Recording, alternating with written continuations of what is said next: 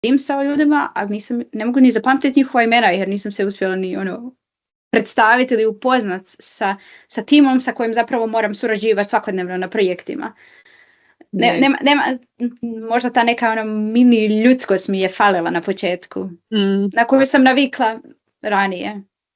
Da, mislim, znaš šta je, ja to uvijek, kako da kažem, u nas to zna i preći granice ljudskosti, pređe granice da se neko preopušteno ponaša. Ja recimo nisam osjetila neugodnosti da mi fali, ajmo nazvati to pažnjom, recimo kad sam imala i operaciju, kad sam bila i kad sam rađala, mislim, to je iskustvo koje ja nikad neću zaboraviti. Ta operacija isto, znači da sam ja upućena bila u sve, da su me pitali za svaki moment, jel te boli, kako ćeš, hoćeš ovako, znači oni imaju to dozirano. Naravno, ja neću da sad kažem da smo mi ovakvi ili onakvi, da su ovdje ljudi wow.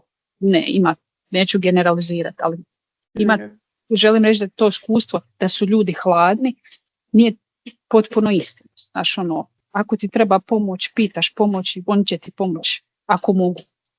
To je moje